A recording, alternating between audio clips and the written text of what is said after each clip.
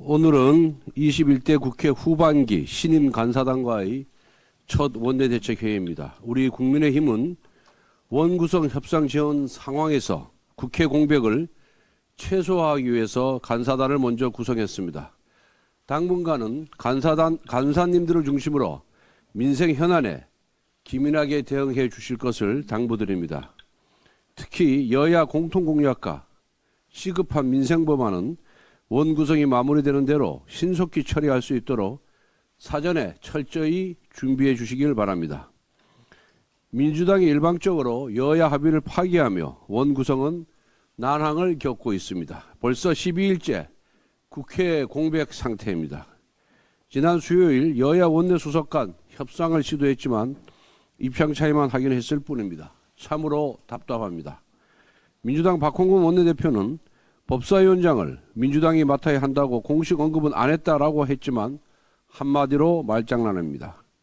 민주당은 법사위원장은 국민의힘에서 맡는다는 여야 합의를 무효화했습니다. 이는 곧 법사위원장을 국민의힘에 내어줄 수 없다는 말입니다.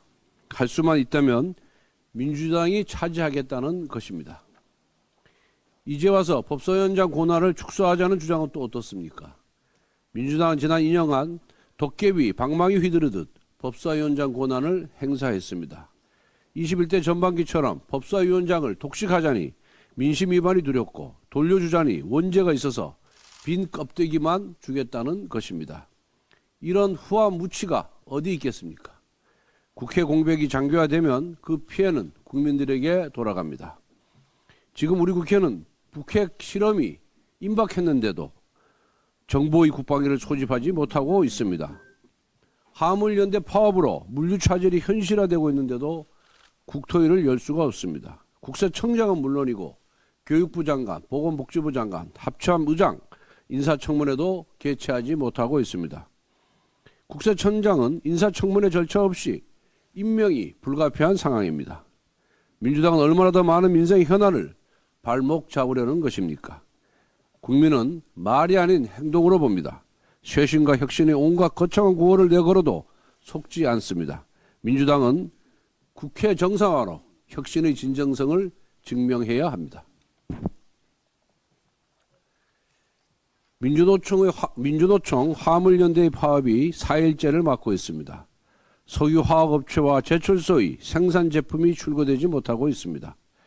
자동차 부품공장 생산 라인이 멈췄으며 시멘트 출하 중단으로 건설 현장 피해가 막심합니다. 민주당은 이러한 민생의 고통과 산업 현장의 어려움을 외면한 채 일방적으로 화물연대 편들기를 하면서 새 정부 때리기에 여념이 없습니다. 민주당의 주장처럼 새 정부는 늑장 대응을 한 적이 없습니다. 겨우 한 달도 안 된 정부가 어떻게 늑장 대응을 할 수 있겠습니까? 화물연대의 핵심 요구사항은 안전운임 일몰제의 전면 폐지입니다.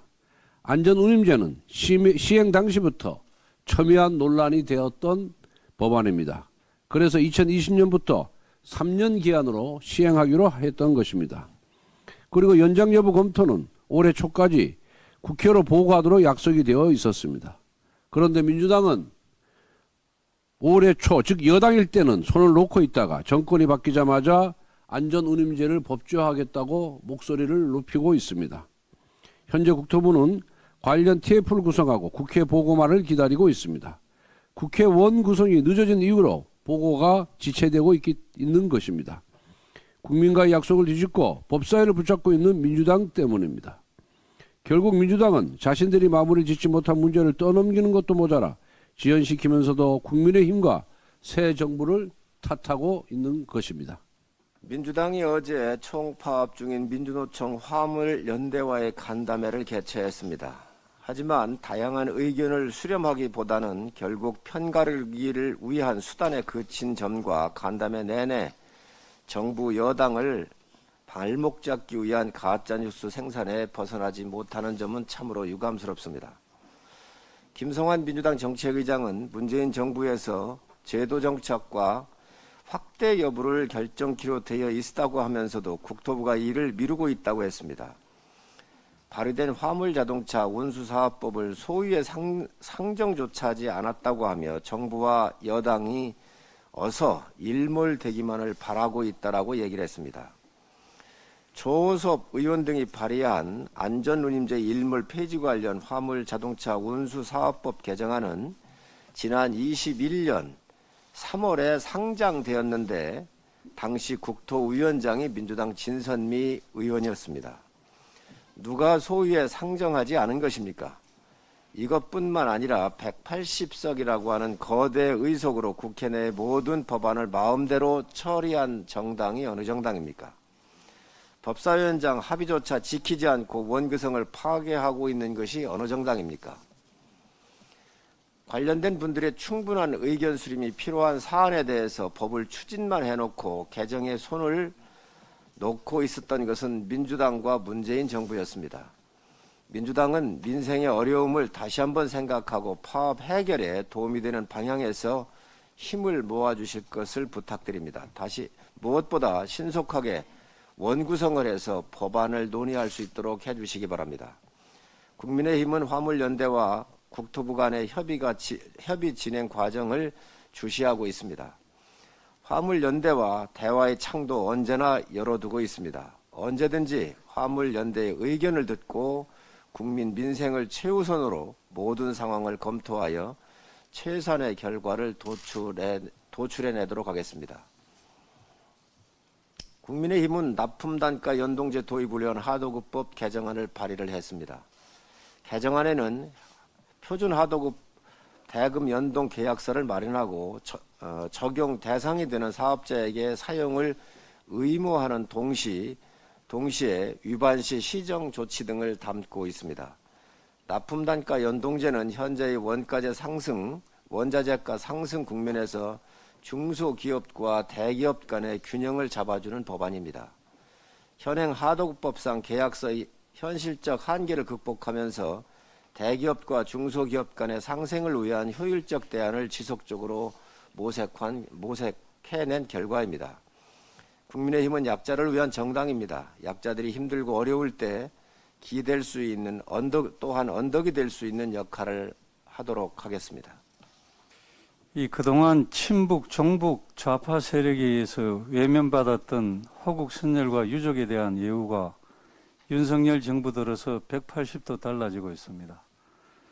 어제 윤석열 대통령께서 천안함, 연평도, 연평해전, 목함 지뢰 등 북한 도발에 맞선 장병과 유족들을 초청해 오찬을 열고 나라를 지킨 영웅들을 예우하고 유가족들을 따뜻하게 모시는 것은 정상적 국가의 당연한 책무라고 하셨습니다.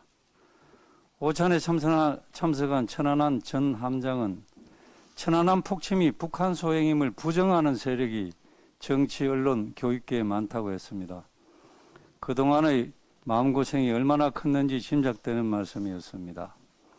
실제 문재인 대통령 직속위원회는 천안함 좌초설 등 온갖 괴담을 유포하던 사람들의 요구에 따라서 천안함 폭침을 재조사하려 하였고 민주당 전 부대변인은 천안함 함장이 자기 부하들을 다 수장시켰다고도 했습니다. 지금 고교 교과서 대부분이 천안함 폭침을 언급도 하지 않거나 우발적 사건 등으로 얼버무리고 있습니다. 오죽하면 오찬에 참석한 천안함 전사자의 어머니가 북한 공격을 교과서에 잘 담아서 학생들이 잘 배우게 해달라고 하소연을 하셨을 정도입니다. 문재인 정권이 나라를 구한 영웅을 이처럼 홀대하고 핍박한 행태가 이루 말할 수 없었습니다. 문재인 대통령은 북한의 연평도 공격에 책임을 묻기는커녕 10주기 때는 휴가를 가버렸고 전사자에 대한 추모도 유족에 대한 위로도 도발자에 대한 경고도 없었습니다. 당시 통일부 장관은 북한 규탄이 아니라 분단 탓을 하고 있었습니다. 또한 문재인 대통령은 임기 내내 공식석상에서 천안함 폭침이 북한 소행이라고 말한 적이 단 한 번도 없었습니다. 그저 전사자 어머니의 절규에 잘 들리지도 않는 소리로 북한 소행이란 정부 입장이 있다고 했을 뿐입니다. 뿐만 아니라 천안함을 우발적 사고라고 한 사람을 장관에 앉혔고 천안함 폭침 주범인 김영철을 초청해서 국빈대접까지 했습니다. 천안함 유족을 초청한 자리에서 김정은과 손잡고 찍은 사진 책자를 나눠지는 그러한 사례도 있었습니다. 현충일 추념식에 천안함 유족을 뺐다가 뒤늦게 포함하고는 실수라고 발뺌하는 파렴치한 모습까지 보였습니다. 확실한 보훈이 강력한 국방의 기초입니다. 문재인 정권은 이 기본을 철저히 무시하면서 우리 군의 정신전력을 약화시키고 추적인 북한을 이롭게 했습니다. 미국의 진짜 국방력은 항공모함이 아니라 나라를 위해 희생한 사람과 가족을 진심으로 존중하고 예우하는 데서 나오는 것입니다. 미국은 6.25 때 전사자의 유해 발굴을 지금도 열심히 하고 있습니다. 유해가 발굴되면 현장에서 본국으로 엄숙한 송환식을 합니다. 그리고 웰링턴 국립묘지에 도착하면 백마가 이끄는 그런 마차에 관을 싣고 엄숙한 안장식을 하고 그 성조기를 유가족에게 전달을 합니다.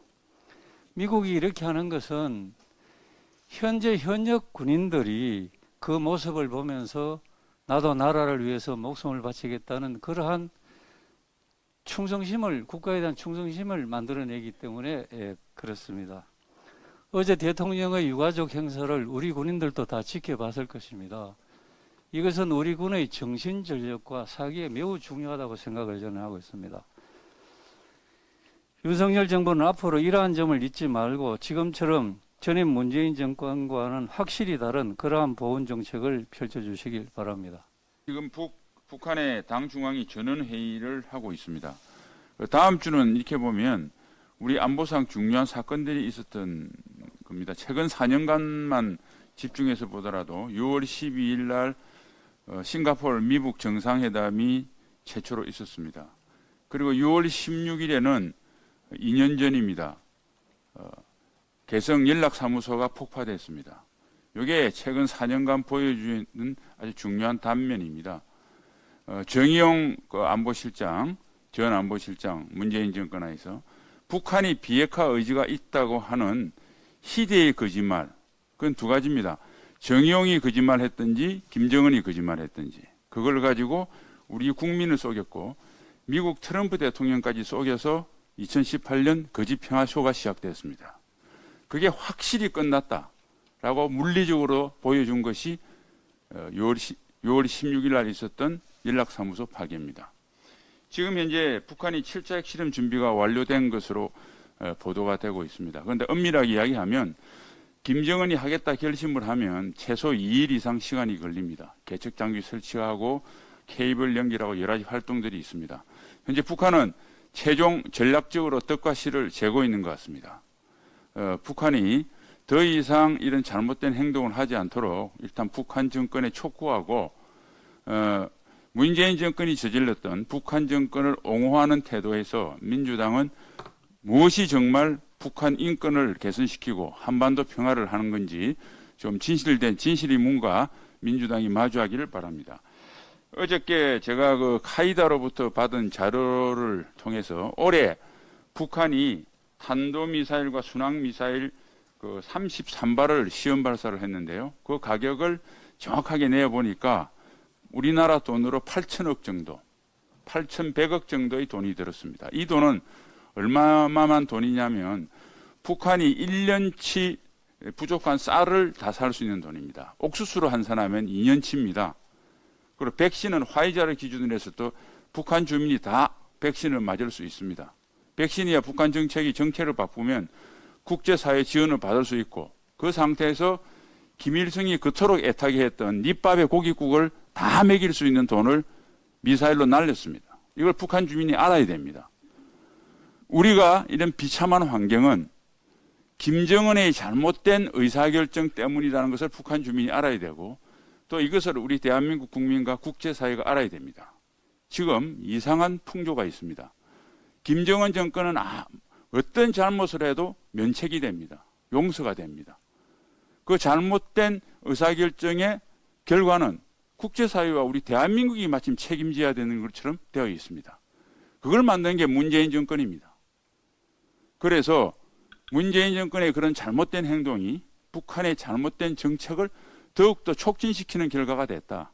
그 성적표가 지금 우리 앞에 놓여 있다. 이것을 우리 국민들이 다 알아주셨으면 좋겠습니다. 이상입니다.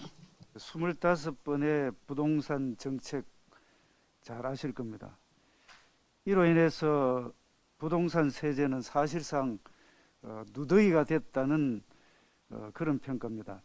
종부세, 양도세와 같은 부동산 세제 정책을 담당하는 기획재정부의 재산세제과에 작년 6,799건의 민원이 제출된 것으로 이렇게 나타났습니다. 기재부 전체 민원 23,900여 건 중에서 재산세제과에 28.3% 민원이 집중됐다는 말씀을 드립니다. 민원과는 별도로 부동산 관련 문의 전화도 하루 평균 한 60여 건에 이르러서 민원 대응을 하느라고 본 업무를 감당하지 못할 정도였다고 이렇게 이야기가 되고 있습니다. 지난 정부는 다주택자에 대한 양도세 중과 제도를 부활을 했고 종부세제와 또 종부세율과 취득세율도 인상을 시켜서 세금 폭탄 또 사실상 부동산 시장을 왜곡했다는 그런 평가를 받고 있습니다. 특히 25번의 부동산 정책마다 정치 이념적 도구로 활용되었던 조세 정책은 양도세를 포기하는 그런 세무사가 나오고 있다는 시중에 양포세라는 신조어를 탄생시킬 정도였습니다. 이제 누더기가 된 부동산 조세 정책에 대한 전반적인 대개조가 필요한 시점이라는 말씀을 드립니다. 기획재정부는 다음 주에 윤석열 정부 들어서 처음으로 경제정책 방향에 대한 경제정책 방향을 다음 주에 발표하는 걸로 알고 있습니다. 그래서 부동산 세제도 그 안에 포함되기를 기대를 하고 있습니다. 국회 기획재정위원회 간사로 내정된 저로서는 정부의 부동산 세제 정상화 방안을 함께 논의하고 정상화시키겠다는 그런 말씀을 드립니다. 다음은 물가 관련돼서 한 말씀 드리겠습니다. 어제 OECD에서 2022년도 세계 경제 전망을 발표를 했습니다. 이 발표에서 금년도에 올해 세계 경제 성장률을 3% 그리고 우리나라 경제 성장률을 2.7%로 0.3%포인트 하향 조정했습니다. 지금 일각에서는 성장세 둔화와 인플레이션 압력의 확대로 우리 경제가 하반기에 심각한 저성장에 빠질 수 있다는 경고를 하고 있습니다. 세계은행 총재가 80년 만에 최악의 세계 경기 둔화 가능성을 제기하고 있을 그럴 정도입니다. OECD는 세계 경제 성장률 하락과 함께 큰 폭의 물가 상승, 말하여 스태그플레이션 가능성을 언급하고 있습니다. 저성장 고물가 함정에 빠져서 장기간 어려움을 겪을 가능성이 점쳐지고 있는 그런 상황이라는 말씀을 드립니다. 이때에 물가 안정에 만전을 기해야 될 그런 상황입니다. 잘 아시다시피 우크라이나 전쟁으로 인해서 또 그리고 중국 봉쇄 영향에 따른 국제 원자재 가격이 지금 급등을 하고 있습니다. 공급망 차질과 EU의 러시아산 원유 금수 조치 등 공급 측면에서 샥이 계속 오고 있다는 그런 말씀을 드립니다. 그렇기 때문에 내부적으로 공급뿐만 아니라 수요의 폭발적 증가로 인한 사항에서 물가 대책을 충실하게 그리고 근본적으로 마련해야 되겠다는 말씀을 드립니다. 그래서 국민의힘은 다음 주에 출범 목표로 해서 물가 및 민생안정특별위원회를 구성해서 운영하기로 했습니다. 글로벌 요인으로 녹록치 않는 상황이지만 특위는 당정 간의 긴밀한 협력을 통해서 입법 정책 제시 등 물가 안정 방안 마련에 최선을 다하겠다는 말씀을 드립니다. 윤석열 정부가 물가 안정을 통해서 민생 안정을 추구할 수 있도록 최선의 노력을 다하겠습니다. 이상입니다.